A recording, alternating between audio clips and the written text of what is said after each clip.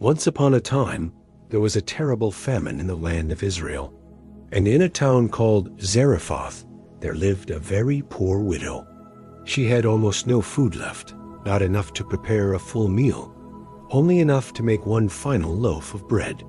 She thought to herself, "I will make this bread for my son, and then I will give him what's left of the flour. And once it's gone, I'm afraid we will both die." So the woman ground the flour between two stones. It was at this moment that Elijah the prophet appeared and said, "Bring me some water." Then he asked her for something unthinkable. "Make me some bread first." What do you think she must have been thinking at this point? Here's what I think she was thinking. This man doesn't know anything about my situation. He doesn't know that I only have enough flour for one more meal. Why should I give him anything? Now, we don't know exactly what she said, but her reaction was this. She said, "As surely as the Lord, your God is alive, and I have nothing to make bread. I have only a handful of flour left in a cracked jar and a little oil in a broken crudite. I am gathering a few sticks outside so I can make one last loaf for my son. When we eat it, we will die." Elijah told her not to worry, and instead to pour the flour and the oil into a new jar. He told her, "This jar will not run out. It will supply you with plenty of flour and oil so you can cook with them." And the woman did as Elijah said. She took the flour, poured it into the jar, and closed it. In faith, she did the same thing with the oil. Now, Elijah told her, "Use some of the flour and oil to bake bread for yourself and your son. Save some of the flour and oil for the time being, because the Lord has said there will be flour in the jar and oil in the crudite for many days yet." So she did as Elijah told her. She made some bread and ate it. Her son also ate, and the jar remained full. Sometime later, her son said, "Hey, Mom, I'm hungry again. Let's go ask the prophet for some more food." The woman replied, "Son, I still have some flour and oil left. That's all I have. I'll make some bread for you." He said, "No, let's go talk to the man of God. I want to ask for some more cake, like the honey cakes that he made before." So the boy set off for Zidon. When he arrived at Elijah's house, the prophet was sitting in his room. The boy said, "You famous prophet of the Lord, why didn't you make as much honey cake as you promised my mother?" Elijah said, "How is it that you call me by such a name? Do you know how distressed I am concerning you and your family? You see, the Lord has spoken to me, and I am staying on earth because my life is precious in his sight. Yes, I have told your mother that the flour in her jar will not run out, and that she will have plenty of oil in her crudite. But you, my son, you are going to die. The Lord has decreed it." "What do you mean?" the boy cried. "When will this happen?" Elijah replied, "Today you will die. The Lord spoke it." So the boy went home, poured himself a drink, and ate some bread. He went back to bed, lay down on his mat, and fell asleep. In the morning, his mother got up, went to get some more oil, and found that the jar was empty. She said, I guess it's over now. There's no more oil. Son, get up. We're going to go find Elijah so we can die near his feet."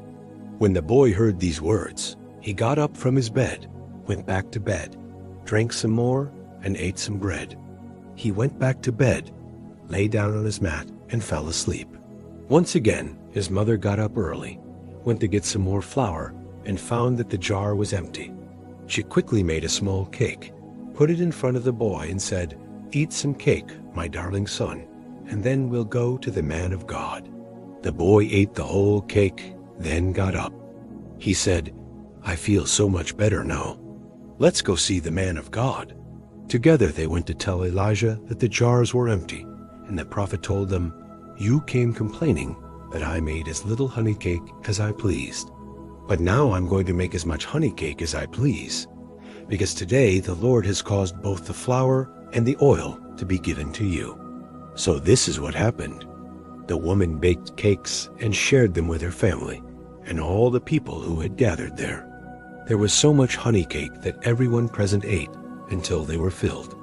There was even enough honey cake left over for the next day. Finally, when Elijah finished eating, he asked for the widow's son. They took the dead boy and placed him on the bed upstairs in Elijah's room. Elijah prayed over the boy and said, "Lord, God of Abraham, Isaac, and Israel, I pray, let this child's soul come back to him." Then God listened to Elijah's request, and the boy sneezed 7 times. Elijah called downstairs. "Get the boy downstairs? He's alive?" So the woman ran and picked up her son and hugged him. "My son," she exclaimed, "was dead and is alive again. I'm sure the Lord will help me live out the rest of my life." After this, the drought continued for 2 years, but the flour in the jar and the oil in the crudite never ran out. The Bible tells us that Zarephath was not just in a drought, it was in despair. This widow wasn't preparing a meal.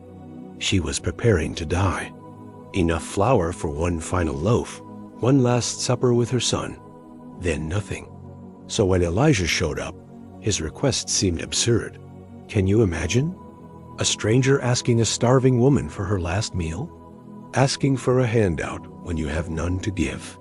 Humility and pride seem to contradict each other. To ask is to admit you lack. It exposes a wound you'd rather hide. But there's a difference between pride and dignity. Dignity is maintaining your worth. Pride is assuming you have none. She could have said, "Go away, leave me alone, I have nothing." Instead, she had dignity. She was honest about her situation and allowed herself to be vulnerable. And in that vulnerability, something miraculous happened. The truth is, the widow was clinging to her last handful of flour and couldn't see past her own need. Like a tight grip on a life raft, she was hanging on for dear life. But sometimes clinging tightly to our plans and our worries can keep us from seeing the bigger picture. Contemporary parallel: the single mom who chooses between rent and groceries, the cancer patient calculating radiation treatment costs, the last flower moments when hope feels like a luxury. These are the moments where we hold on tightly to what little we have left and wonder, will it be enough? But the widow was about to discover that what felt like an impossible situation was actually the doorway to something extraordinary. Because Elijah didn't promise a sudden rainstorm or gold coins, he simply said, "The flour won't run out." Day after day, that jar kept giving, not abundance, just enough. Modern twist: we miss miracles because we expect UPS deliveries from heaven, overnight solutions in Amazon boxes.